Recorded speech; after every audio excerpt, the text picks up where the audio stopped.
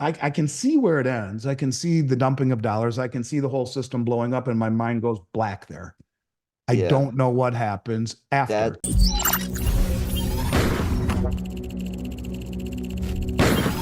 Connection established.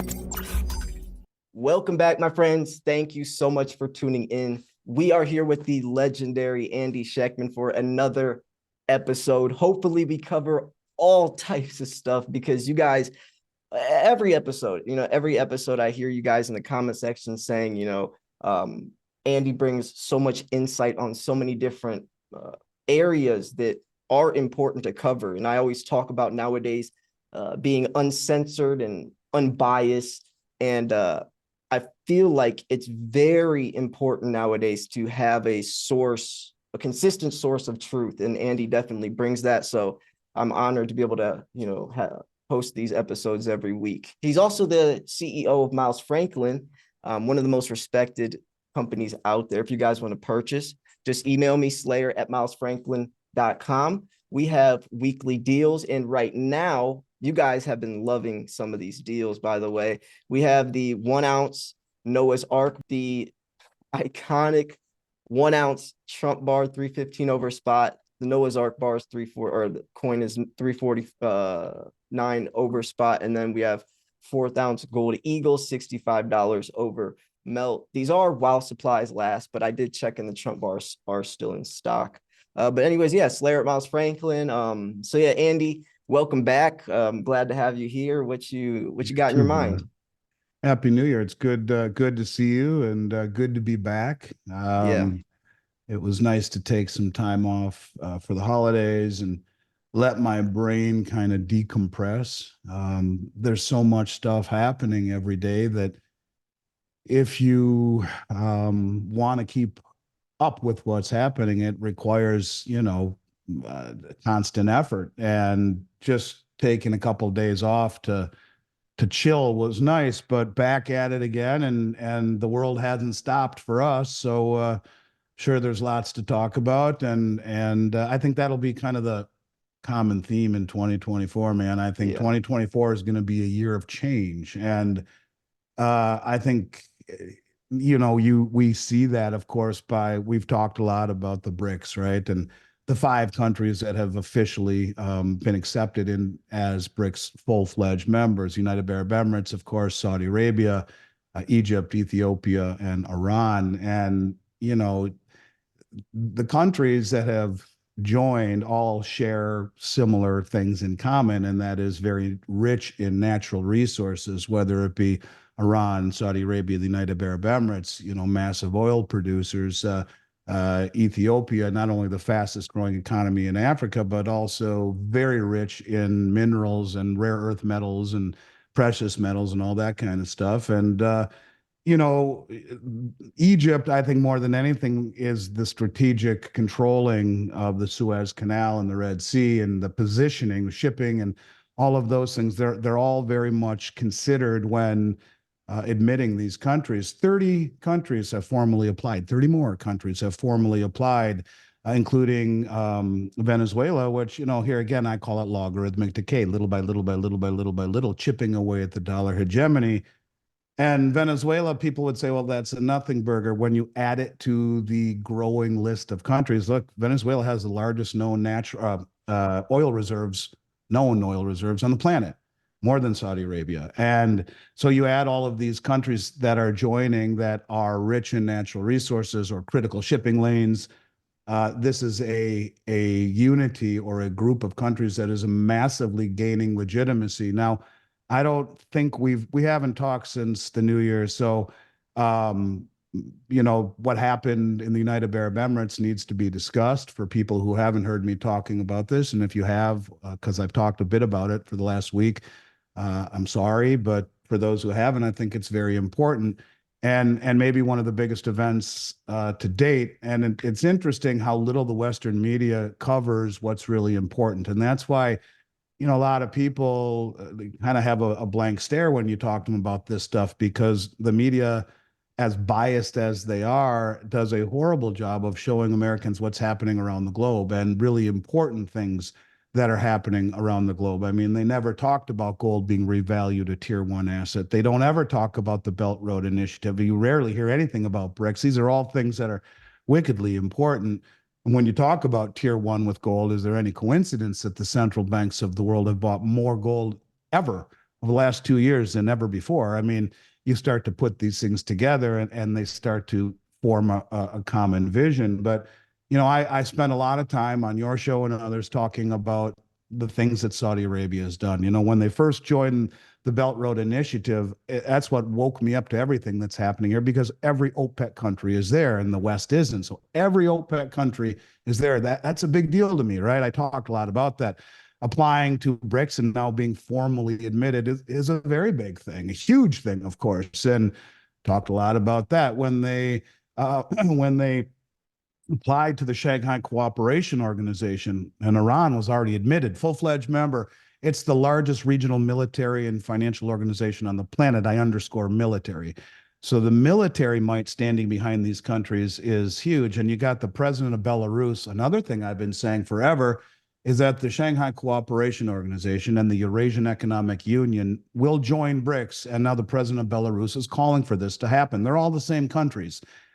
You're putting all of these countries together, you get the majority of human population. But I made a big deal through all of these things. I made a big deal when they joined the BRICS New Development Bank, because that's like the World Bank. That shows that, they're really committed into this system. And when they went to Davos at the World Bank meeting and told the world, this last year, yeah, we're open to listening to other countries who would like to pay in other currencies. That was a big shot across the Western bow. And lo and behold, in 2023, we find that 20% of all oil sales were not done in dollars. And really, since the end of since the end of 1974, when the petrodollar, the deal was struck with the Saudis. Since that time, almost 100% of all the oil sales globally have been in US dollars. That's the synthetic demand that was created and gave us this exorbitant lifestyle that we live, the petrodollar, the printing press, the whole nine yards. Well, when you look at what Saudi Arabia has done, including signing a military agreement with Russia, joining the BRICS, joining the Belt Road, joining the SCO, joining the BRICS New Development Bank, telling everyone, yeah, we're open to it.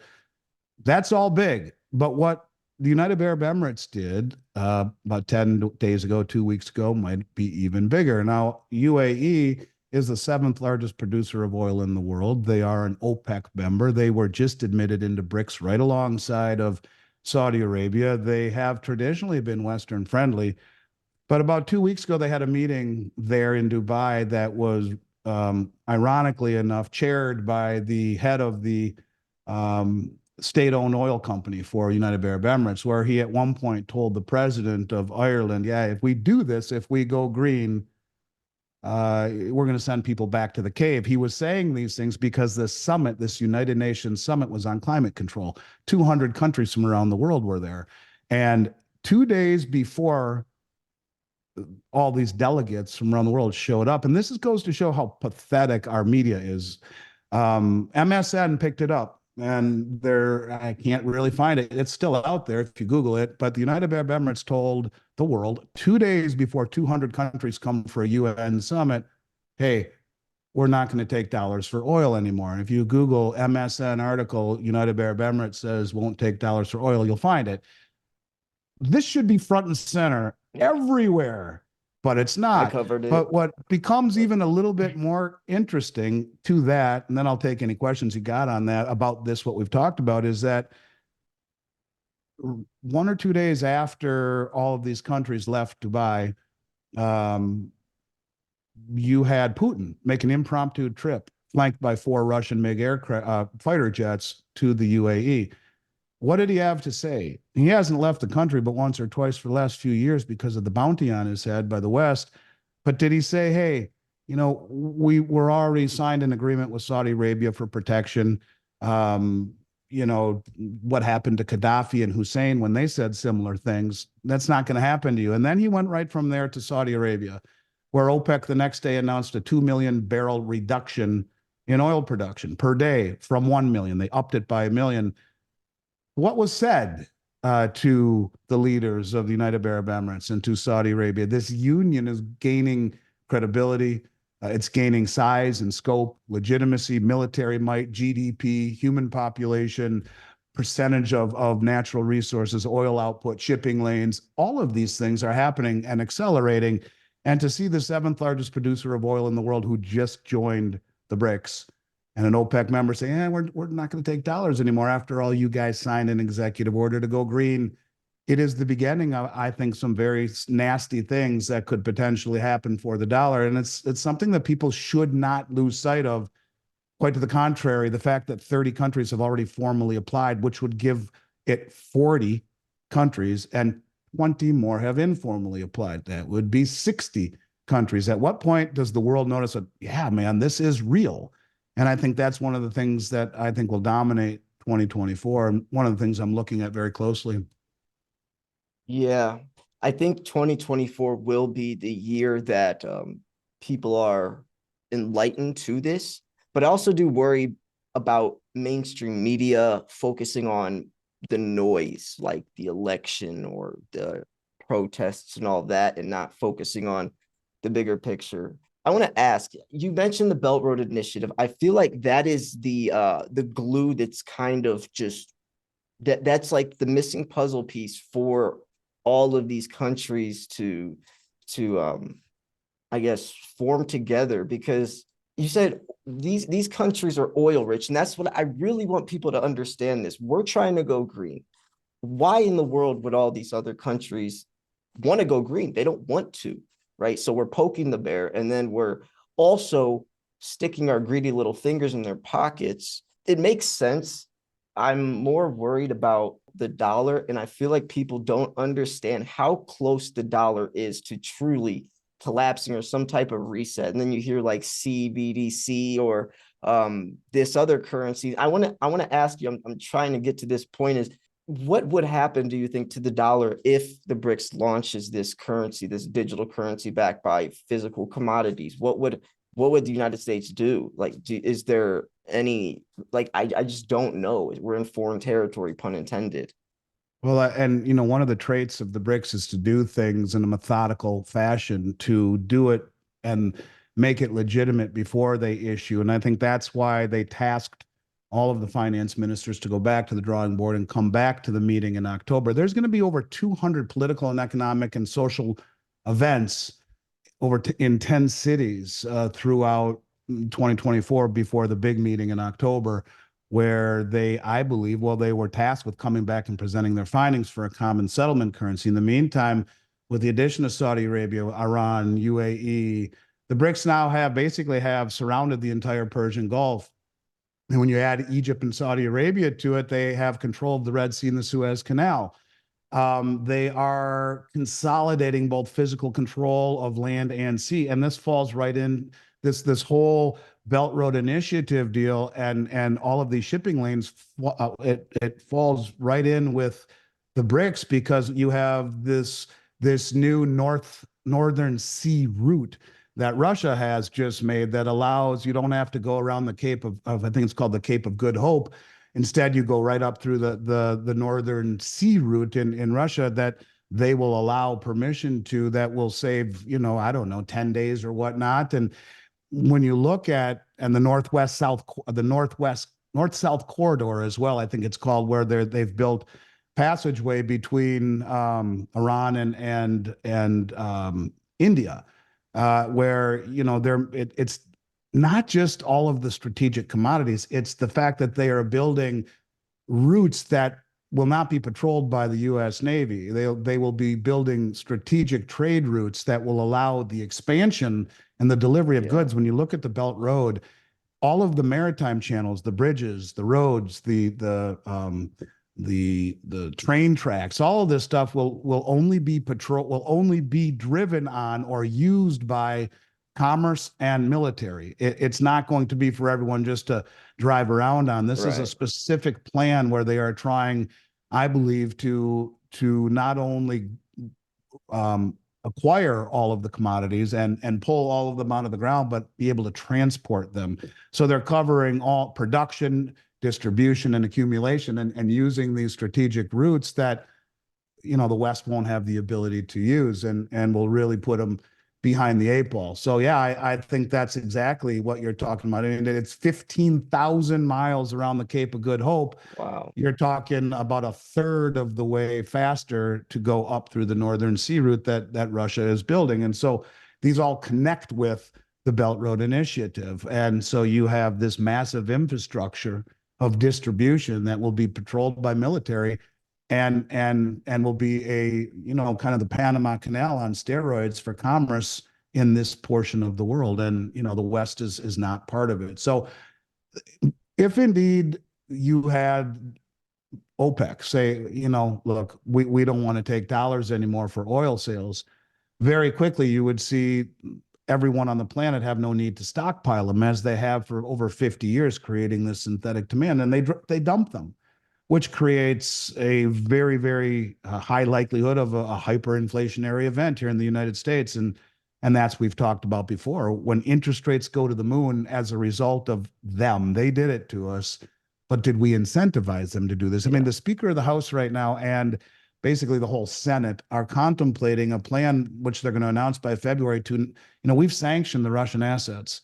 We sanctioned them and we froze them. No interest on your treasuries. You can't access them, but they're still yours. That's why we gave the money back to Iran. We gave it back to them. It was theirs. Even though we sanctioned, they're talking about confiscating it and using it to fund the Ukrainian war because the Congress doesn't want to give out any more appropriations. Well, when you do that, you've really crossed a line where no one will ever trust us again. And that's what is really happening here is we are losing trust. We are losing confidence and faith largely by our creditors for sure, but even by our foes who, no one trusts us anymore. And that's why you're seeing countries shed bonds at a record rate and accumulate gold. I think when you look at gold's performance, and we can talk about that in a moment, but it's performed better than the bond market has. You go back to 2000, it's averaged 7.8% annual return. The S&P 500 index, 7%. The bond market, nowhere near that. You look at the average prices of what gold was, and we can talk about silver. I know this is a silver channel, and we'll talk about that. But as a proxy for the dollar, when you look at what gold has done over the last 3 years or 4 years, let me give you the numbers here. I think it's a little bit interesting. In 2017, let me see, where do I have that? Here we go. In 2020, let's start at 2020. 2020, gold was 1773 average price. 2021, 1798 average price. 2022, 1801 average price. 2023, 1943. It's the tortoise, not the hare. Not only has it outperformed everything since 2000, maybe with the exception of Bitcoin, in terms of its gain, but silver in 2020, but yeah, but I mean, you go back to 2000, it's outperformed every single asset, traditional asset, and look at what it's done over the last 3 years in an environment where over the last year we've seen 11 rate hikes, and the average price in 2022 was 1801, and in a year of rate hikes, where supposedly rising interest rates hurts the price of gold, it's $150 higher nearly than it was the year before on an average price. So it continues to march higher. But to me, what that symbolizes is countries dumping treasuries and accumulating gold. They're doing it in a manner that is very methodical. Kind of like when they talk about mass adoption in cryptocurrencies, I think you have to have mass adoption. Well, in theory, you could have 50 or 60 countries who are formally applied and admitted into BRICS by this time next year. The majority of human population, GDP, energy resources, shipping lanes, I mean, you name it. And it's legitimate. So when that happens, they won't let it happen until they're ready to make it work. And I think it's a disaster for the U.S. And not only would stocks, bonds, and real estate all collapse in the face of massively spiked interest rates, which would have to happen to compensate for the hyperinflation, but the banks, which are massively over-leveraged and undercapitalized, would collapse. The whole banking system would. And I mean, it's the great reset. Stocks, bonds, real estate, the banks, and the dollar all collapse at once. And you have a villain to point to instead of blaming the Fed for their mismanagement of monetary policy or the government for their horrible fiscal policy and letting us get in this horrible financial position where we're nearly this close away from 130% debt to GDP. There has never been a country who ever crossed that line who didn't default or hyperinflate. We're at like 127% debt debt to GDP. We're right at that Rubicon. And instead of falling on the sword for allowing this to happen, you can blame Xi Jinping and Putin and OPEC for doing this to us. And everything blows up, and they come in and issue a CBDC under modern monetary theory and make everyone whole when they sign on the line. Could that happen? Don't know, but everything up to that moment is factual. But when you talk about what could happen, yeah, Occam's razor says, is this by design, or is it just too stupid to be stupid? Or are politicians really, really that inept? I don't know the answer, but part of me feels like this is done to reset the system and find a villain to point to. But either way, I think it's going to be a difficult year in 2024 if this union of countries continues to their growing expansion and accelerating of it the way it has been. Ultimately leads to not really a good place for this country. Yeah. Gold. And don't get me wrong, my name is Silver Slayer, but gold is still a great investment. And I do want to ask you guys, comment down below, do you guys invest into gold? And if you do, like, what percent? Like, do you guys have is it every 100 ounces of silver, you get a quarter ounce of gold, ounce of gold? What is it? When I look at gold, it's more of stability, and silver is the opportunity, Yeah, 100%. That's correct. like, for example, in 2020, silver was down to like $11 in like March 2020, but then shot up 47%, was the number one performing asset in 2020. But gold was still there, right? I think gold's like number 5. Gold steadily holds its value while silver does all this crazy stuff. The market's way smaller. That's why it's so volatile and so easy to manipulate. But in terms of like a stacker, I feel like having some balance, you don't want all your eggs in one basket, but gold does have a role. And I feel like I don't talk about that enough. I feel like I don't, as someone who's stacking precious metals for a lot of the reasons we talk about, like the dollar, and not just the industrial side. They're both monetary metals, but I do see a place for both. Well, Silver, what did the BIS, which is the most influential bank on the planet, tell us? Gold is the only other tier 1 reserve asset in the world. And is there any coincidence that the central banks are buying more over the last 2 years than any time in history? No. And I do agree with you that silver is the trade or the opportunity of a generation. 100% believe that. I do. And I think that's not lost on me. You say one thing where we slightly diverge, and I think maybe it's just a play on words, and that is that to me, gold and silver are not an investment; they're wealth, and they're wealth that has outlived everything the world's thrown at it. And when you see the most well-informed traders, not just the wealthiest and most sophisticated, but the most well-informed in terms of the global playbook, being the central banks, there's something behind not only its reclassification as tier 1.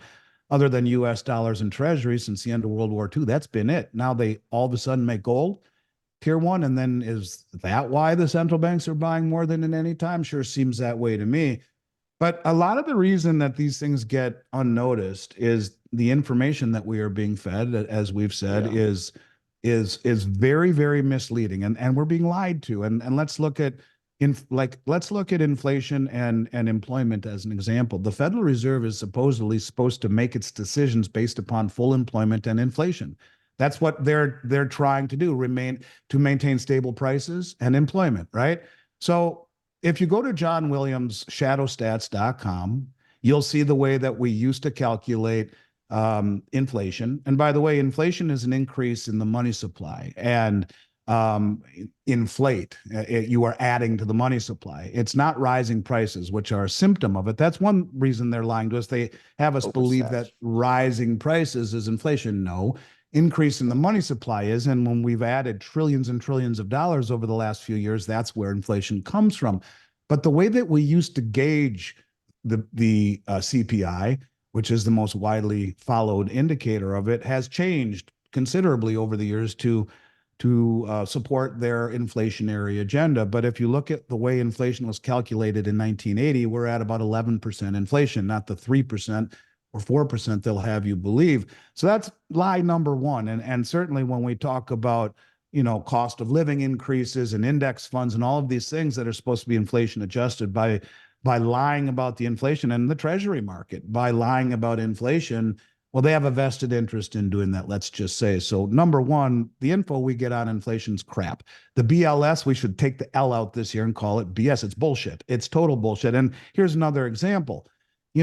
Number two thing they're supposed to talk about is full employment. And this goofball running our White House has talked all about the jobs it has created and this and that. Well, it's not hard to add all of these jobs when you're coming from a period of time where nobody was working because of the pandemic. Yeah. But that's not even besides the point. What I'm getting at is that, and very few people notice this, and that's by design. So all he talks about, oh, look at all the jobs. It's so great. The economy, soft landing, blah, blah, blah. Bullshit.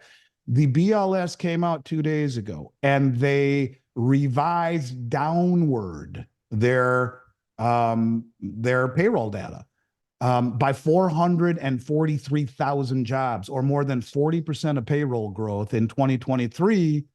They revised downward. And so you're looking at complete and total lies coming out of the BLS. And then we see just the other day, the number of people who have a second job part-time is at its highest level ever. So it's becoming harder and harder and harder to make ends meet. Inflation is not going away.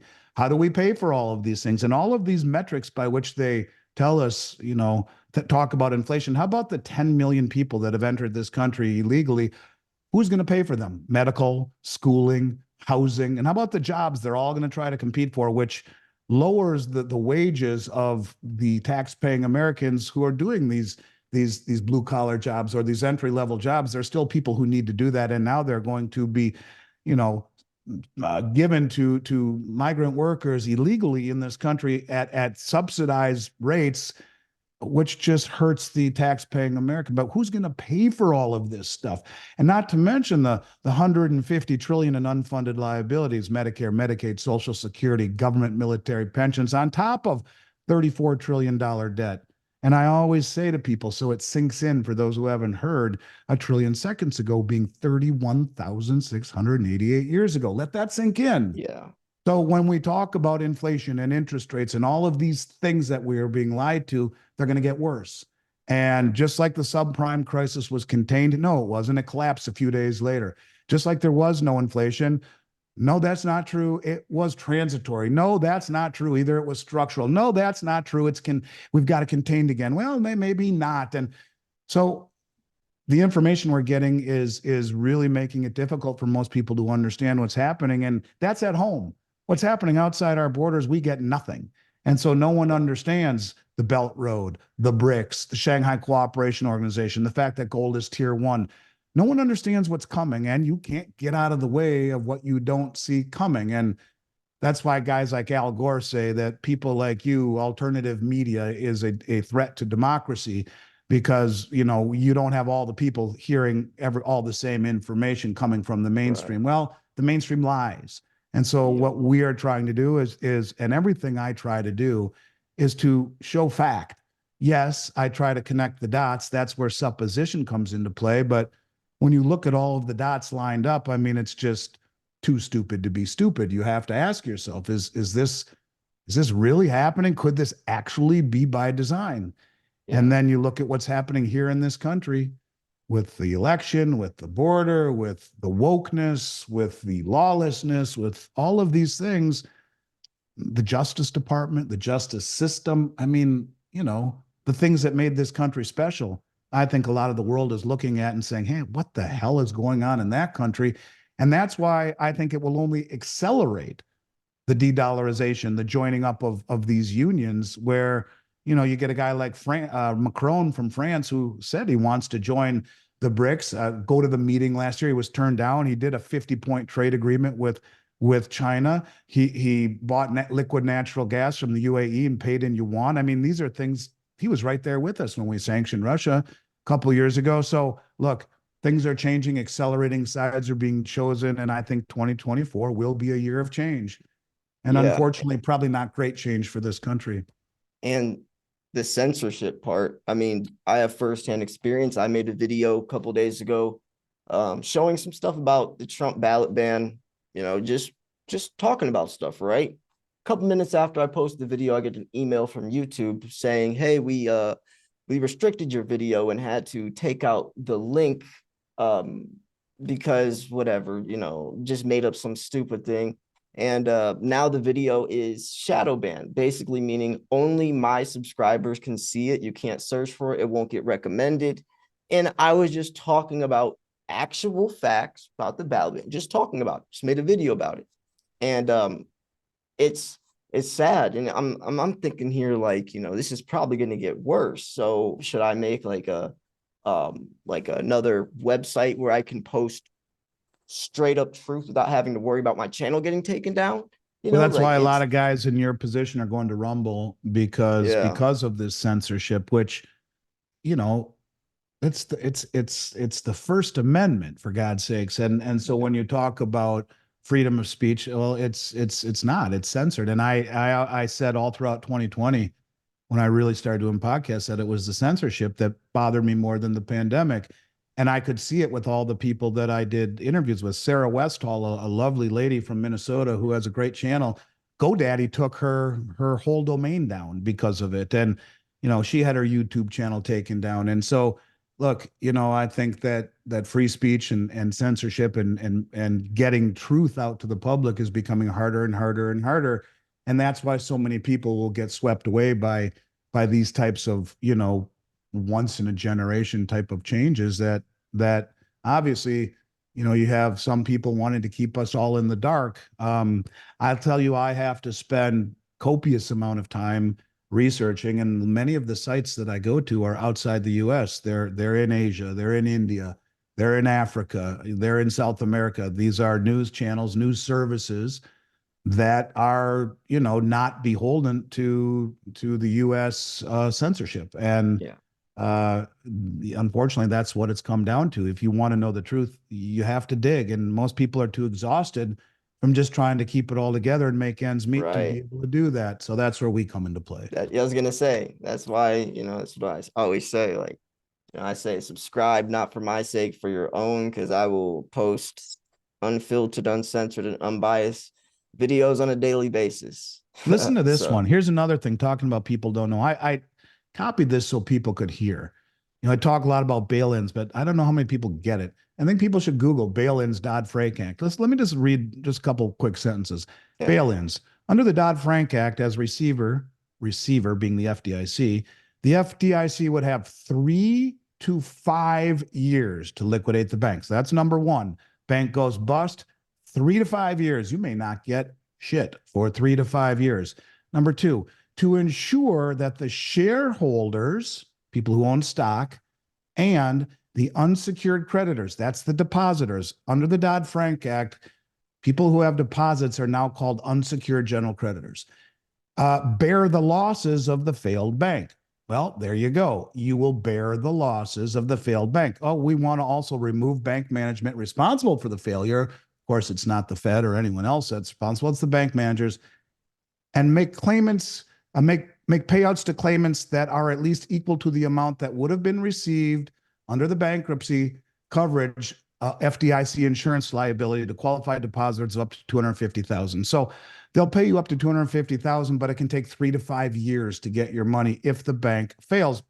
But to ensure, that's the first thing, to ensure the shareholders and unsecured creditors bear the losses of the failed bank. So when you deposit your money into any bank, you are an unsecured general creditor, there will be a bail-in.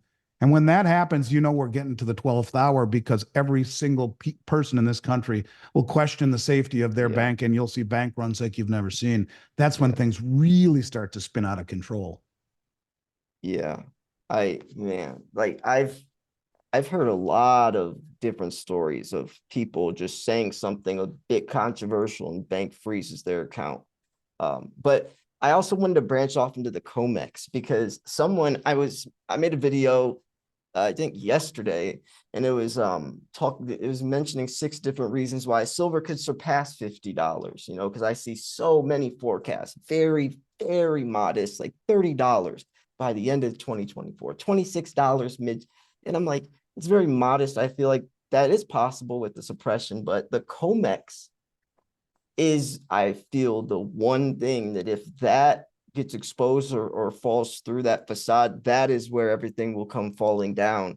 What do you think is, do you think it's possible for the COMEX to, I don't want to say like quote unquote collapse, but do you think the COMEX falling through is possible, and what is a time frame? I think that there'll be a force majeure perhaps at some point where they don't allow delivery anymore. Right now, Yeah. the Pause or postponing it. I've seen that actually. well, the vaulted silver right now, or the registered silver, the silver that is standing behind the bars that are available for delivery is 1,500+% rehypothecated. In other words, there's for every one contract, which is 5,000 ounces of silver, 1,000 ounce bars, there are almost 15 more, between 15 and 16 total, that are paper, and you can't get delivery. In other words, 15 or 16 people right now all hold the same claim to the bar or to the 5,000 ounces. So if everyone stands for delivery, one gets it, 14 or 15 don't. That's a situation that cannot go on indefinitely. And when you see that the closing price of silver on the 27th of December was 26.50 on the Shanghai Gold Exchange, compared to 24.31 on the CME or the COMEX, it was $2.20 higher in Shanghai. That's called the beginning of arbitrage. They are turning up the heat so that all of these Western traders who are idiotic will arbitrage the silver held in the Western vaults and send it to China, where it will never come back. Well, the same thing is true with gold. It's between $60 and $120 an ounce higher in Shanghai than it is in London or on the COMEX. So when you talk about a system that is rehypothecated, where you're selling the same asset over and over and over and over again, and yet you allow for delivery, big problem. Because the one thing when they did this scheme, which has been going on for a long time, 30, 40 years, they didn't count on the industrialization and the enrichment of a lot of these countries that at the time were third world, that are now very prosperous and are standing for delivery. And they are using the suppression of the Western market against us by delivering all they can, and out of the ETFs too, PHYS, PSLV, SLV, GLD, draining the COMEX, draining the Shanghai Gold Exchange, draining the LBMA, a lot of it through exchange for physical. So yes, I do believe this is why the Shanghai Gold Exchange, I think, will probably end up being the preeminent price setting mechanism of the world at some point. Because at what point does the world say, you guys made oil -40? What the hell is that? How the hell did you do that? And why are you allowing a handful of banks to have the largest concentrated short position on any commodity traded on the exchange in silver? Why? What's the justification? And the fact that the regulators allow this to happen is ridiculous. So yes, I think more than anything, it goes back to the way that we are viewed on the world stage. We are lacking trust. We are losing trust.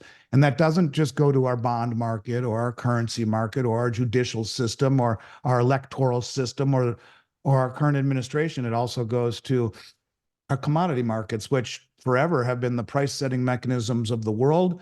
But when you see silver price 10% higher in Shanghai and gold anywhere from 6 to 10% higher in Shanghai over the Western price setting, you can understand that they know what's going on. And the only reason they haven't bitched to this point was because they are using the stupidity of our price suppression to beat us at our own game by standing for delivery. Jim Sinclair always said that. You want to beat the COMEX, stand for delivery.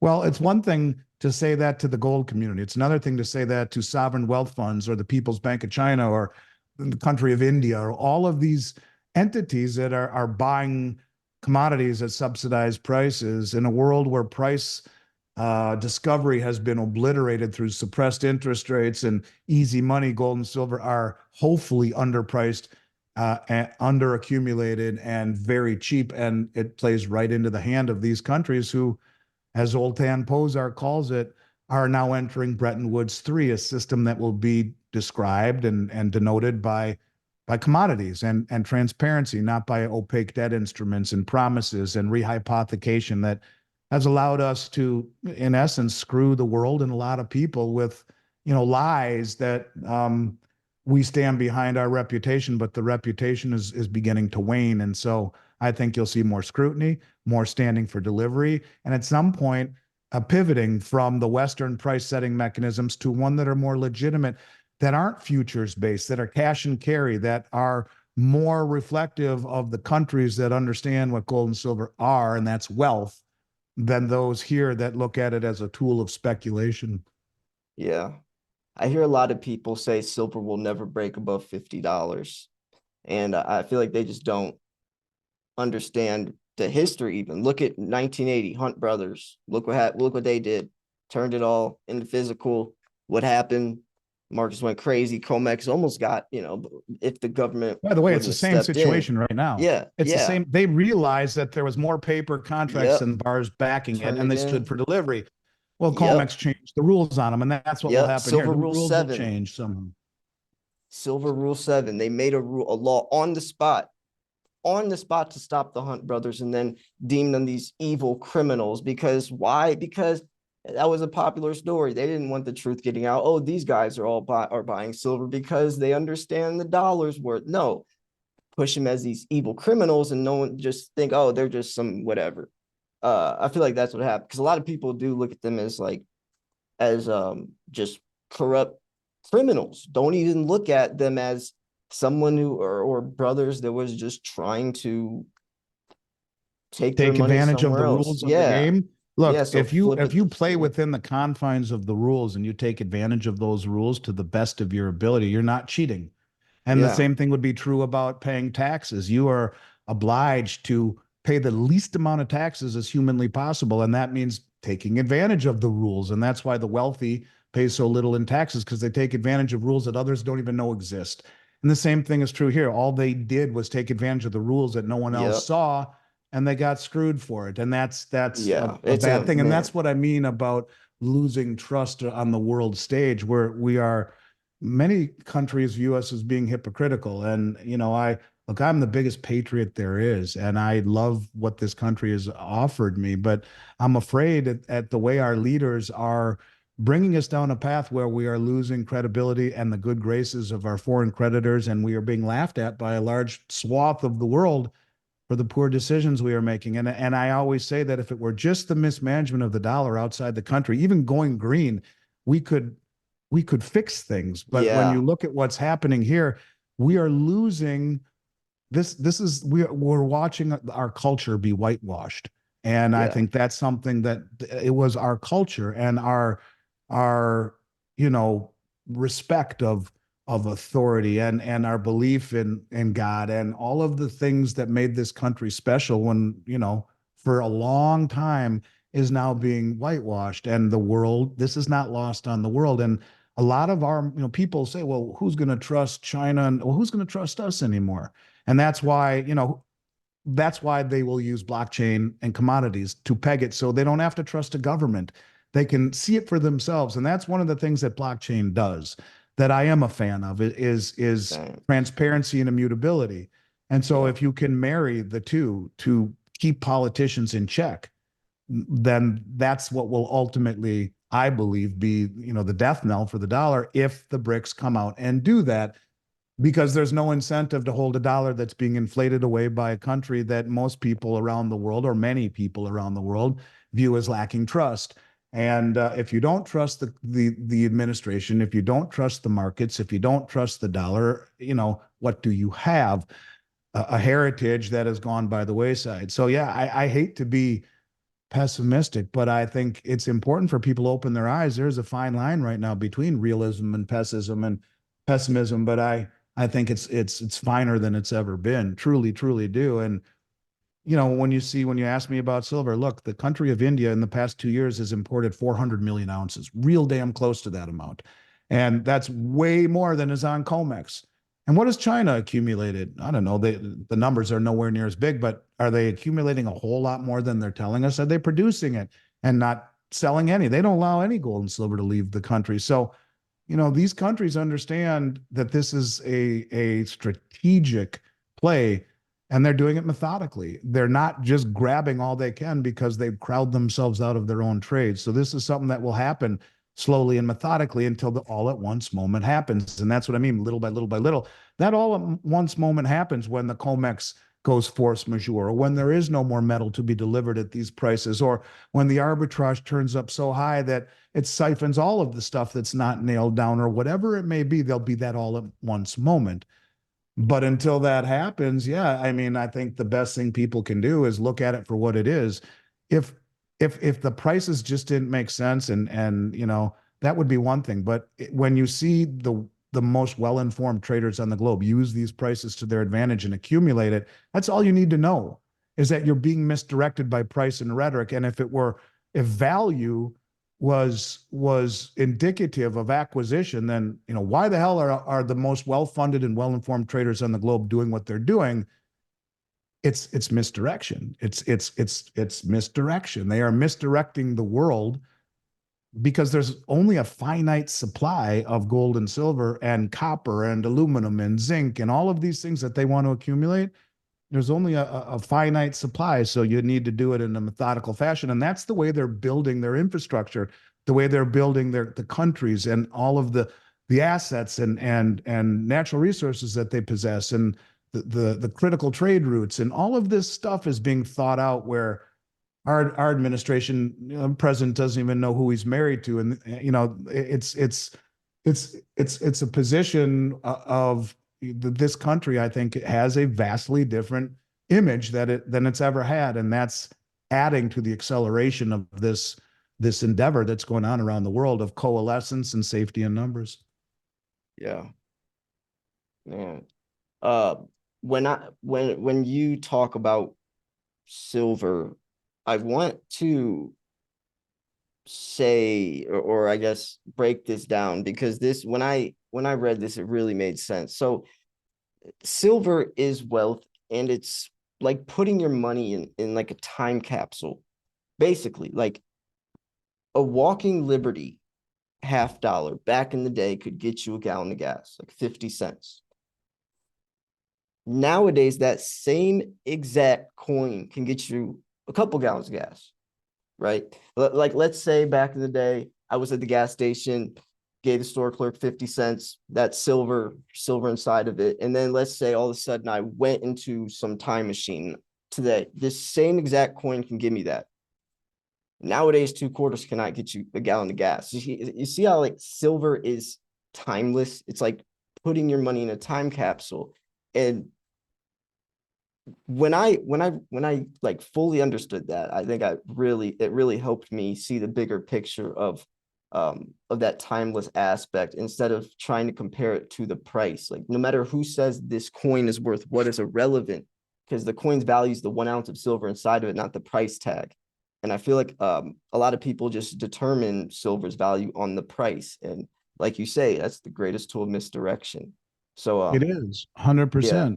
It is. And that's how they are able to create perceptions of reality or illusions of reality, however you want to call it. But that's one of the reasons why maybe they short the heck out of it, to keep people from realizing that, and also allow them, to accumulate silver, which I would argue is a lot more strategic than it is industrial. And if the Pickaxe article about how much silver goes into military applications is even halfway correct, and you see all the wars that we're in 7 right now that we're somewhat involved in, and the hundreds that we've been involved with over the last 50 years, well, maybe there's something to that. Well, why would they try so hard to keep the price of silver down? A lot of people will tell you the military industrial complex rules the world, and they're the most powerful people on the planet. Well, if that be the case, then if you need silver to build the high-tech weaponry and the aerospace and the submarines and all of this stuff that you need silver for, well, yeah, it makes sense. I mean, it would make sense to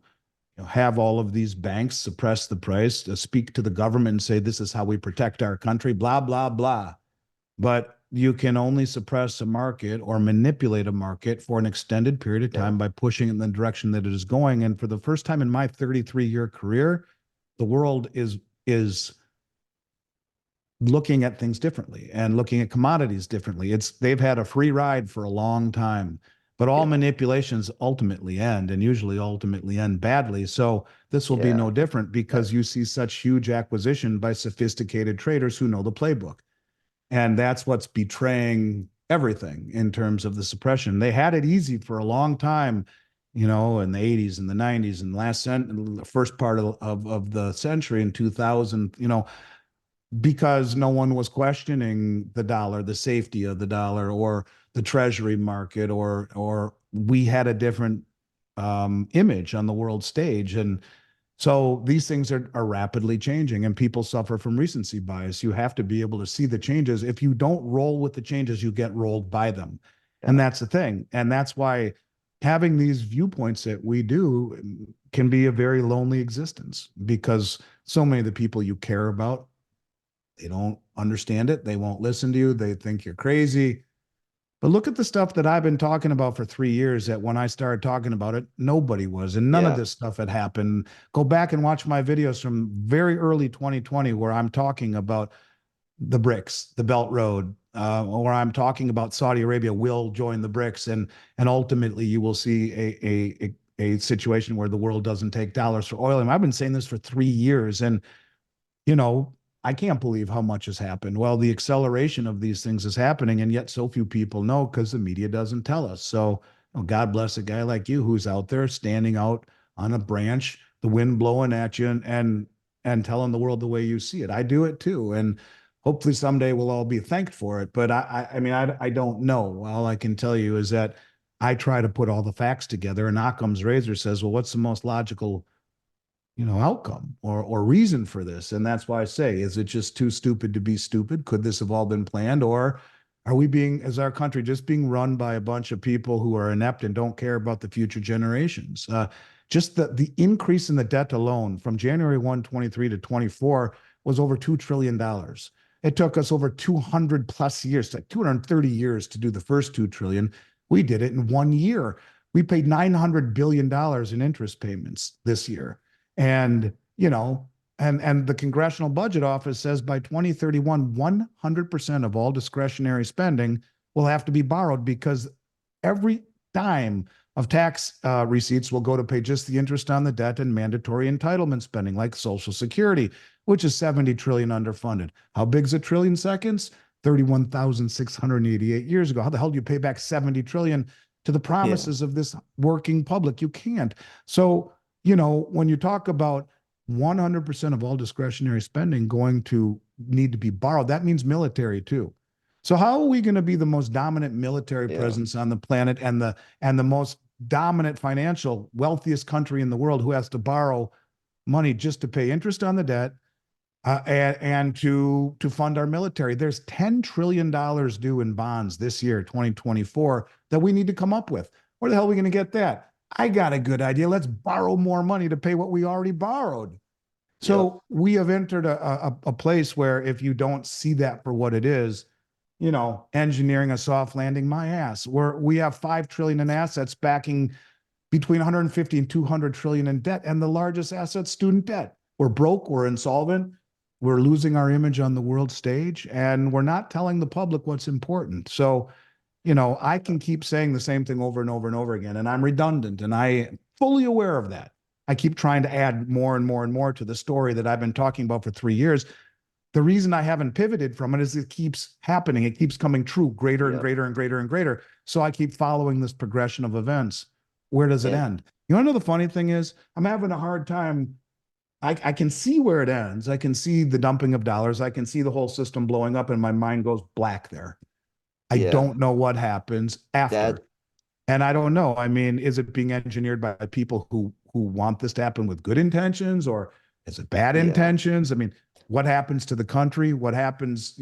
I don't know. I don't know, but I can tell you that we are heading down a path that will yeah, be fraught with a lot of reckonings, and probably a good deal of pain in terms of financial pain, and the privilege it's been to be the world reserve currency is something we should be clinging to. And in fact, we've done everything we yeah, can to lose it.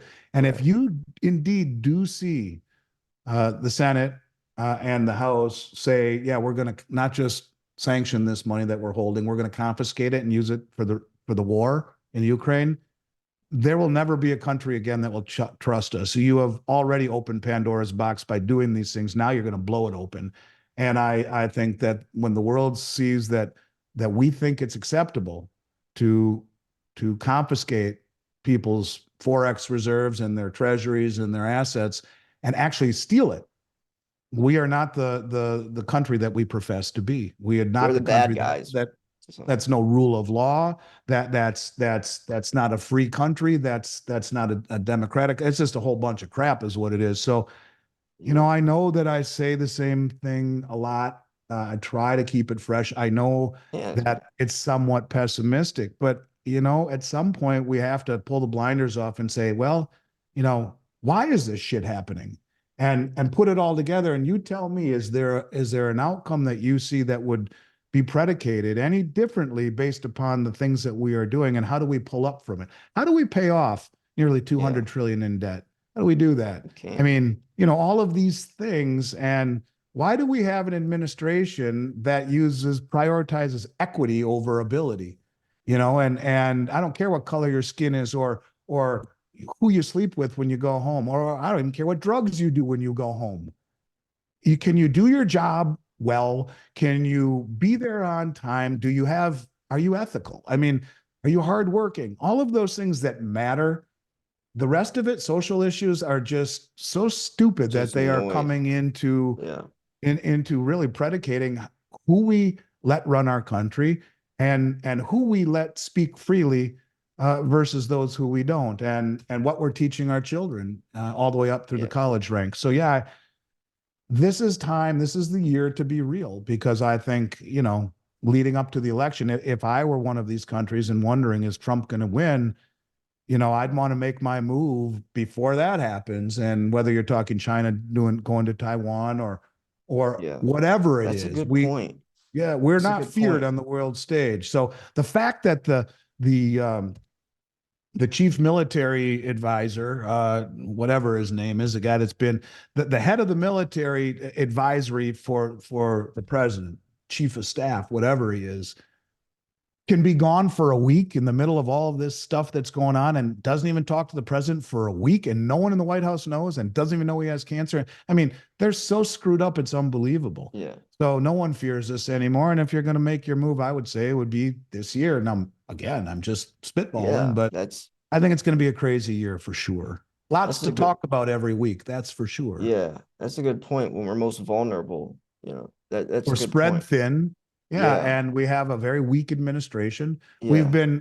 I mean, our military that's sitting ducks in the Middle East has been hit hundreds of times. We've done nothing about it. Yeah, so that's the a whole thing whole is other. you can't make it up. And yeah, I don't know. I think that's why I do what I do and say what I say. And I'll keep saying the same thing, watching it accelerate until it stops. And when it stops, then I'll stop talking about it. But until then, this is a trend in motion. And it will remain in motion until it stops, and we're not doing anything to stop it. By the way, I saw you on Kitco News being interviewed by Michelle McCory the other day. It's always so cool because I'm subscribed to them. So I'm just like scrolling through my YouTube feed and I'll just see like Michelle McCory. All of a sudden I see your picture next to it. I'm like, oh, okay. He didn't tell me he was doing that, but okay. The first one I did with her, I will brag a little bit. Of all the interviews I've ever done, she asks really difficult questions. Her questions put me on the spot, and she'll tell me that, listen, I'm going to push back. She says, I agree with almost everything you're saying, but out of journalistic integrity, and I admire that, I'm going to push back. Well, the first interview I did with her, which was a year ago, I'm going to the Vancouver Resource Investment Conference in a few weeks, where I met her, and I did that interview with her. It's got about 1.5 million views. If you search Kitco views by number of views on YouTube, it's the #1 all-time video. And of course I'm blown away by that. But I'll tell you, she's very good because she prepares. And that's the key to anything in life. Be prepared. And whether you're talking in your job, as she does, or as you do, or in your life, be prepared, because, that's the whole thing. Most people, those that do prepare, most do it reluctantly. And I understand that. But you don't pay your home insurance premium and come home that day and say, son of a bitch, my house didn't burn down and I just paid my premium. I mean, that's not what it's for. You prepare for things that, are important. And this is important. And preparing whatever that means to you, food, water, a gun, gold and silver, cash on hand, whatever that means. This is the year to do it. You're already late to the game, but not too late. And so, anyways, thanks for saying that. Yeah, she's good. And I would say to anyone, if you want to be good at your job, look at what she does. She's well read on every interview she gives, no matter what the topic. I broke down this. I like psychoanalyzed this interview she did the other day with forget, it was Keith Neumeyer and someone else. And I compared the two because Keith Neumeyer, obviously, great guy, knows a lot. The other one, he tried to like put her in this situation, but she's so smart and she knows so much. She just made this dude look like a complete idiot. It just like, and she would bring, I don't know how she did. It was incredible. Like I watched it, like I was like watching it like with, it was pretty cool. But yeah, I like her. I will tell you, Keith, I don't want to go as far as saying he's a good friend of mine, but we're friendly. We've had dinner together before a few times, and we always talk when we see each other. I'll tell you, he's the CEO of First Majestic Silver. Yep, First Majestic Silver. He is, in my opinion, someone that people should listen to, because in the mining industry, I cover all this stuff.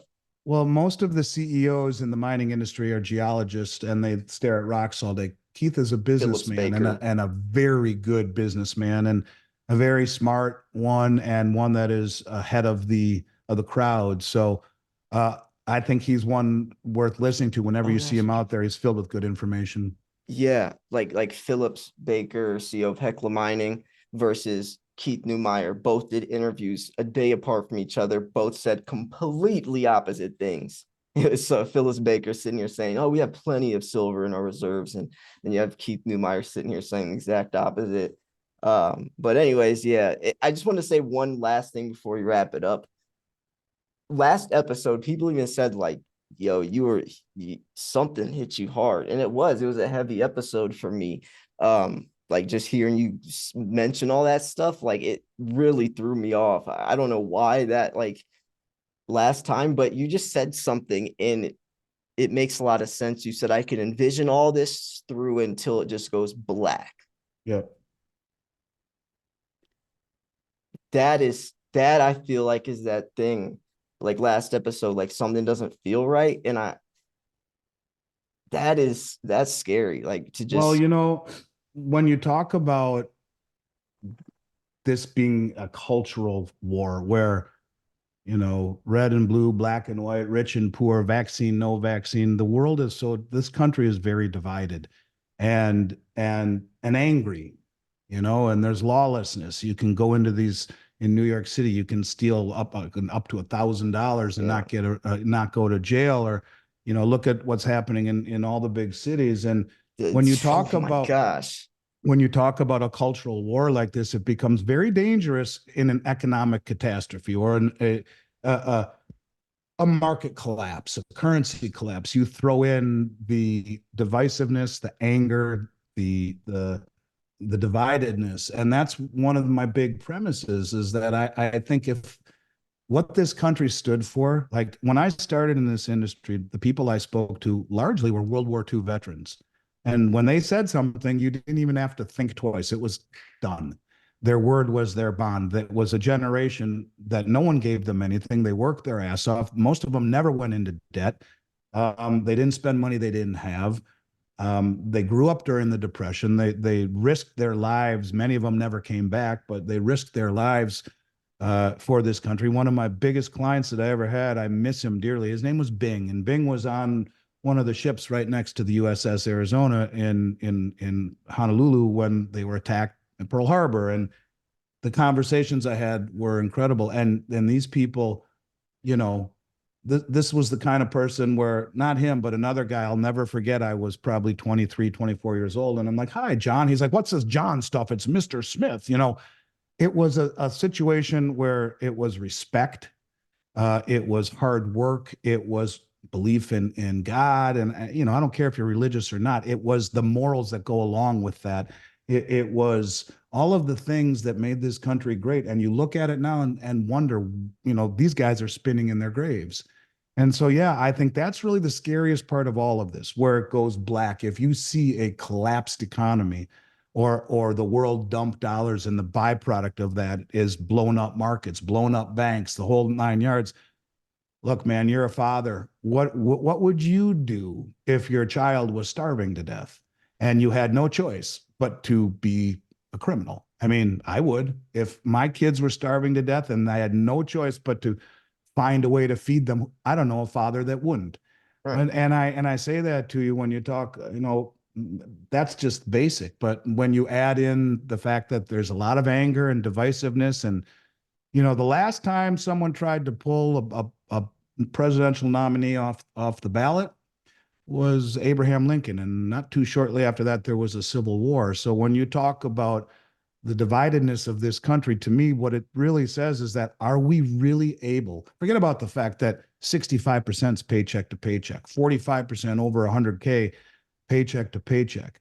Forget about the fact that we have, record debt, student loan debt, which is our biggest asset, evidently, record mortgage debt, record credit card debt, and lowest level of savings ever. But then you put into it the 10 million people that are here illegally, the massive amount of homelessness, the lawlessness, the crime, the dividedness, the anger, and then add in an event. It's dangerous. It's very dangerous as far as I'm concerned. But if we were all united like they were back then, we're all pulling together as Americans, not as anything else, not black, white, Right. Jewish, non-Jewish, rich, poor, red, blue, vax. I mean, Americans, and we all come from somewhere. And I think that's lost in a large way. And our culture is being whitewashed. And that to me is the scariest part of all of this, because there will come a day of economic reckoning. There will. And when you can go around and rip down statues, even in Arlington Cemetery, and literally erase our history, it's just not a good thing. It's just forgetting about where we have come from. And I talk to a lot of very religious people. I'm not. I'm incredibly spiritual. I believe I'm very spiritual, put it to that way. But a lot of religious people tell me that our downfall as a country, and they believe this, right, wrong, or indifferent, has come because we've turned our back on God, and that this country was founded upon it. You said it when you did the Pledge of Allegiance, and all of the things. This country was a religious one for a very long time. There are a lot of people who believe that these are end times. I hope they're wrong. I hear it every day. But I can simply tell you that we were a country that was united and could stand up and our back against the wall and defeat tyranny and make the greatest country of all time. And ask yourself, when you look at these cities and you look at our indebtedness and you look at the way we've divided ourselves and you look at the way the world looks at us, are we in a position to do that? I hope we are. Honest to God, I do. But dude, I'm telling you, I do these videos and I put myself out there. I subject myself to scrutiny. I go to a concert to see Sting, and I'm walking through the casino at the Hard Rock in Fort Lauderdale, and some guy screams, "Miles Franklin, Andy Shectman, go silver." I mean, it's like I put myself out there, and my name. No one knows your name. I do. No one knows your name. Everyone knows my name. And I mean, I think about all of this stuff, and I still get up and I do it because I care. And I think that if I can wake up a few people just to take accountability, that's what you got to do right now. These are uncharted waters. These are scary times. You're not getting the truth from the media. You're not getting the truth from your advisors. You got to dig yourself. You have to. And if I wake up one person a day, that's amazing. And I hope I do. But I will tell you that I am, as a father, I'm scared for the world my kids are growing up, and I truly am. And I think if you're not paying close enough attention. It's a good That's point. why I do these things. And I do them with you. And I was so impressed by you because you're young and you're not the stereotype of the person doing what you're doing. And I was very taken back by that in a good way. And, I think we need more people like you, the younger generation who is out there trying to help as many people as they can. We need to build a community, and it's hard to do.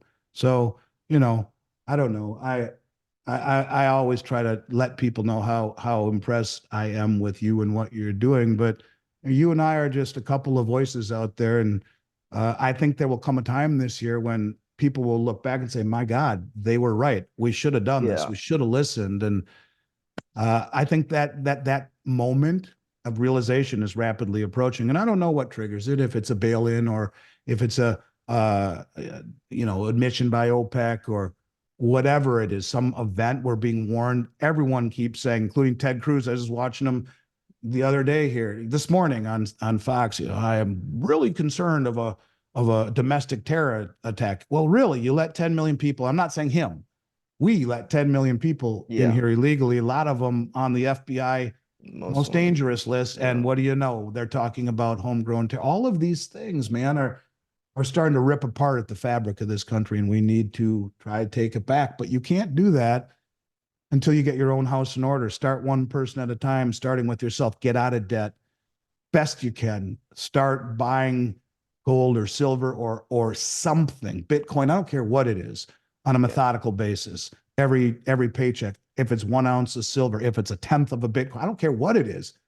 Do something and start to pay yourself first, or you never get ahead. And then do all you can to help whoever you can, because these are important times. And I really don't think we've seen anything yet. I hope I'm wrong, but this will be a fun year to ride shotgun with you. And maybe fun isn't the right word, interesting for sure, which is a Chinese curse, very appropriate, I think, in this discussion. But interesting indeed they will be. Yeah. Wow. Well, I guess we could wrap things up here. It was a great episode. We talked about a lot, and I appreciate your time. Of course. Likewise. And yeah, remember, folks, Slayer at Miles Franklin. We have the Trump bars right now. We have everything's on sale right now. I mean, everything is on sale. That's what I was saying. I was like, these are specials, but all of our prices, and not even just premiums, like silver in general is on sale, but we also have great like 10-ounce bars, like 245 over spot, and like not just 2 or 3 different types. We have 7 different types of 10-ounce bars. So much variety. It's incredible, honestly. Like, it's a lot more than most sites. Well, I'm actually kind of surprised by how much we have. Well, and it's also the 2024 allocations coming in. And so you'll find that premium and price is as good as it's been in over 4 years. So I appreciate your time as well, and honored to work with you. And we will do this every week, minus when I have to travel to go to the Vancouver Resource Investment Conference. Maybe we'll do it from up there. But no, it's something I look forward to each week, and I'll look forward to doing it again and picking up where we left off here next week. Yep. All right, guys. Thank you so much for tuning in. I will see you guys tomorrow. Peace. See you, bud.